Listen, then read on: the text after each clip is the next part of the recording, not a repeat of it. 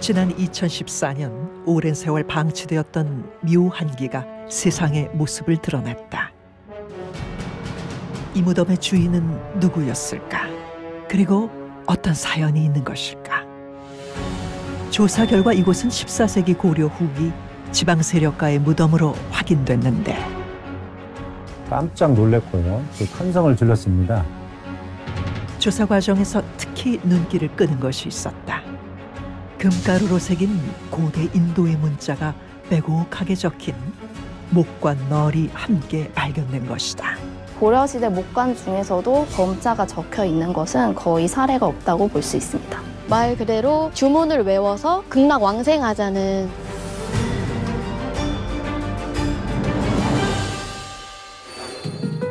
전북 순창군 적성면. 낮은 구릉의 정상부를 평평하게 골라 조성된 이곳이 바로 농소고분이다. 원래 삼국시대 고분으로 알려졌으나 2014년 발굴 조사 결과 고려시대 무덤으로 확인됐다. 이곳은 이제 황궁에서 보면 마치 용이 승천하여서 비를 뿌리는 형태의 지형으로 옛날부터 용수막이라고 불렸던 곳입니다. 이렇게 용의 전설은 고려시대의 왕씨와 관련된 이러한 전설을 가지고 있어서 이 고분이 예로부터 왕씨 무덤 혹은 왕무덤이라고 알려진 곳입니다. 고려시대 왕릉은 겉보기엔 단순하지만 내부는 복잡한 구조로 부장품을 함께 묻는 것이 특징. 농소고분 역시 마찬가지였다. 조사 결과 이제 14세기에 해당하는 고려시대 지위가 높은 관인 분묘 혹은 이 지역의 세력가로 지금 알려진 고분이라고 저희가 밝혀냈고요. 깊이 10m, 너비 8m의 장방형 구조. 흙구덩이에 목곽을 짜고 시신을 안치한 목관을 묻은 덧널 무덤 형태로 확인됐다.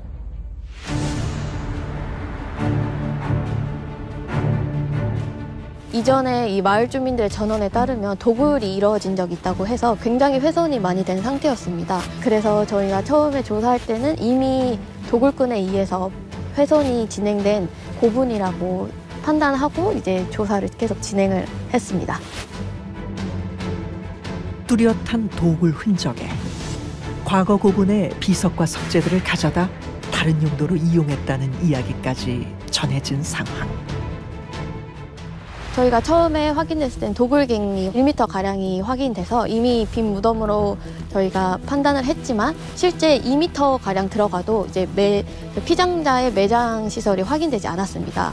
그래서 계속 파고 들어가서 한 3m가량에서 목관의 실체가 확인이 되었습니다. 발굴팀은 포기하지 않았다. 그리고 마침내 700년 전의 고려묘의 실체가 세상에 드러났다. 그 누구도 예상치 못한 유물이 쏟아진 현장. 독특한 형태의 청동합과 청동수저, 머리카락을 담은 청동반까지 당시 금속공예 기술의 양상부터 고대 장송 의뢰를 복원할 수 있는 계기까지 마련된 것이다.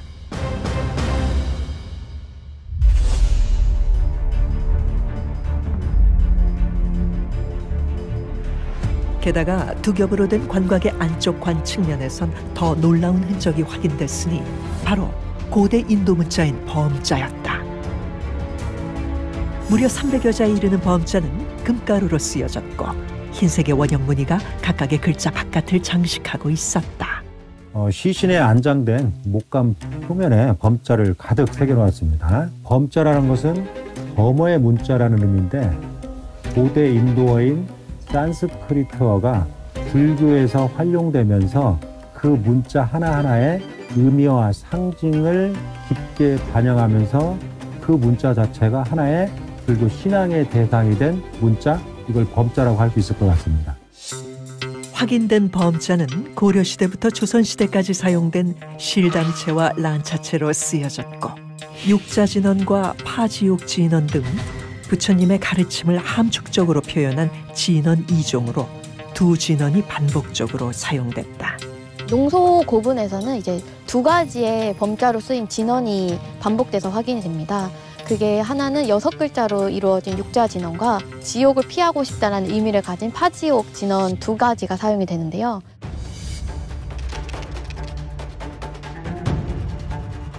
이 중에 육자진언은 죽은 이의 극락왕생을 바라는, 염원하는 의미에서 육자진언을 새긴 걸로 보이고요.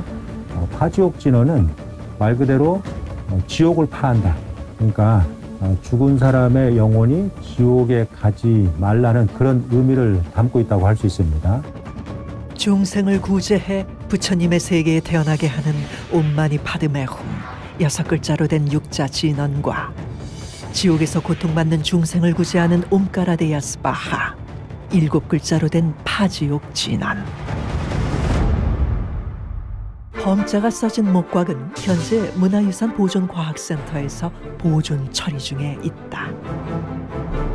제작 시기는 저희가 고려 말인 약 14세기로 추정하고 있고요. 또 이렇게 고려시대 목관 중에서도 이런 범자가 적혀 있는 것은 거의 사례가 없다고 볼 수 있습니다. 범자 하나하나가 불교의 어떤 상징적인 의미를 담고 있다는 것을 최근 연구를 통해서 많이 밝혀지고 있습니다. 하나의 범자도 신앙의 대상이라는 그런 관점에서 연구가 다양하게 이루어지기를 기대합니다. 이번 농소의 발굴 조사를 통해서 고려의 지방 묘제에 대한 연구가 재조명이 되었고, 동시에 고려시대의 매장 풍습에 대한 이해도 높아졌기 때문에 이를 바탕으로 고려시대의 그런 매장 풍습에 대한 이러한 복원 또한 이루어진다면 굉장히 좋을 거라고 생각됩니다. 700년의 시간을 넘어 다시 세상 밖으로. 살아서는 최고위층의 삶을 살았고 죽어서도 극락왕생을 꿈꾸었던 농소고분의 주인은 과연 누구였을까? 이제 그의 진짜 이야기를 들어볼 시간이다.